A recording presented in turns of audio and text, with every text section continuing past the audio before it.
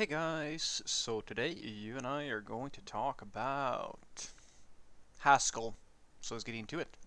So the question in question was, Hi Frederick, I'm building an investment engine for a startup, and my choice for developer, or my developer wants to code in Haskell.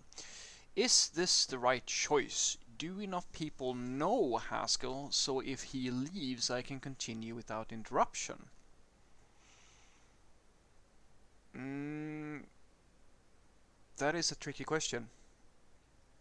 You should know that although Haskell is, well, depending on what you mean with an investment engine, I don't know this. I don't know what the technical requirements are, or the functional requirements are for this application. So I can't really say. But Haskell would be an example of a language that could be useful for this type of work. I mean, if you had said to me that, oh, we're going to build a web application or something like that, then I would question the choice of Haskell. In this scenario, it might be a decent choice. It's not the only choice for sure. You can go without Haskell, but it could potentially be a good choice because Haskell is very well suited for this sort of computational work that you're going to do.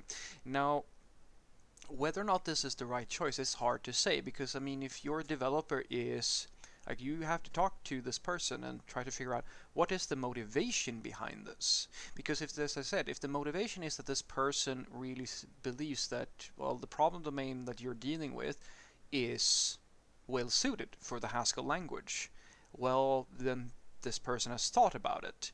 If the answer, on the other hand, is, well, I just really like working in Haskell, then you should potentially question it, but then I would even go as far as to say that you might have to question the developer overall, because the thing that you're asking, are there enough people who know it? Well, I can tell you that there are very few who are going to be good who are going to be good at it. Like, but this is a way of that you really have to think about, because if you're making an investment engine, depending on the complexity of this application, you might even there have a very limited amount of choices, because I can tell you right now, depending on your complexity, since it's a niche thing that you're building, you might actually be better off using something that isn't as mainstream as something else. Let me explain that a little bit.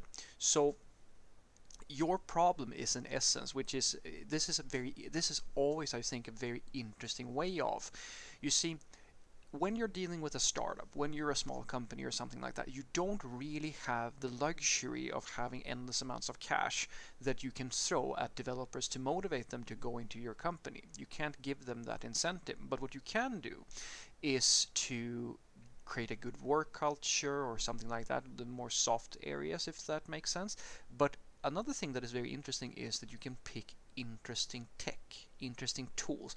You can sell the idea that, well, if you work with me, maybe you're not going to get to work with the fanciest luxuries or benefits or the highest amount of salary and stuff like that, but you will get to work on some really cool stuff with really cool, interesting tech. And I can tell you that there are many people who really like Haskell, who love Haskell, and would probably very seriously consider working with you if you're using Haskell for this. Yes, but this is the thing, you can't just use that. Like, that cannot be the only argument. It can't.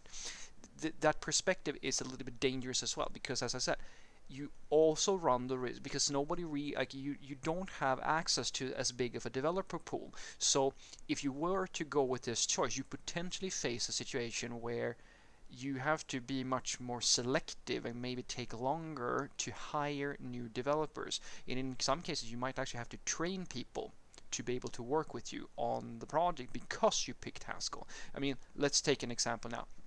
If you picked JavaScript or something like that, or I mean Java, it doesn't really matter what it is, or PHP or whatever, something that is fairly accessible, that there's a quite large community of people involved in, well, then the hiring aspect might go easier for you. You might have a bigger pool of people to select from. But remember now, that doesn't necessarily mean that you're going to get better people. I think that because that is a really interesting way of that, I think that a lot of people don't really consider. An example would be, if let's say that you're doing AI or machine learning and things like that. Well, the people, like most of the people who are very deep into that space, are using Python. They're Python developers, or like they're oriented inside of in the Python space, which means that Python is a very good choice if you want to have access to developers who are already kind of in that space. And Haskell is a very academically inclined language, which has a very it has use cases, but these are very niched. You are not going to find the average developer or who's doing like web work or whatever betting on Haskell as the first thing. So this might actually, in a way, help you kind of filter away all the maybe could have, like all the people who may not actually be the right fit for the thing that you're building, and actually be able to be more laser focused and save time in. Because I mean, trust me when I say this, just because you have a lot of developers coming through the door, that doesn't necessarily mean that that's a good thing. You can have, I mean, if you do something, anything, literally anything with JavaScript, and you say that that's just the thing that you're doing, you be prepared to have quite a lot of applicants who are like they have no business, like you can't use them for the thing that you want, but because they know JavaScript, they're going to apply anyway. If you say that you use Haskell, that list is going to be a lot shorter. As I said, that is potentially a bad thing, but it could also be a good thing. So what I want you to take away from this is that I don't think that you can think about this as a right choice or a wrong choice. You really have to weigh the pros and the cons here. Talk to your developer and try to figure out what the motivation for using Haskell for your investment engine actually is. Now, I'm not going to lie to you. Since I don't know what the functional or the technical requirements are on the thing that you're building, but by what you're describing it as an investment engine, Haskell could be a very potentially good choice for this thing, because it is a very niched thing that is very heavily it's going to be very logic heavy. And Haskell is a very good choice for that sort of computations. And the question you should really ask here is to go and talk, like ask your developer what the motivation, try to get the thoughts behind why Haskell is the choice to make here, and then be prepared for that. If let's say that this thing takes off and you pick Haskell, you might have to, like, you may not be able to scale as quickly as you would like, but that is not necessarily a bad thing. You can go the other way, and if you find that the developer gives you an unsatisfying answer as to why you want to bet on Haskell, well, then you should question that and see if you can either find a developer who is open for a different approach, or you can pick some other language where like there might be options here, which is a little bit easier to get people for, because it really is a way off between, do you want to sell your future employees on the idea that, well, if you come and work for us, you get to work with Haskell, which is not that many companies are using, which is a pretty cool thing. You can get some serious seniors to be interested just because you're using an interesting stack. Or do you want to have a larger pool of people to pick from? I think that those are the main things to have with you when you're making this choice. Have a great day.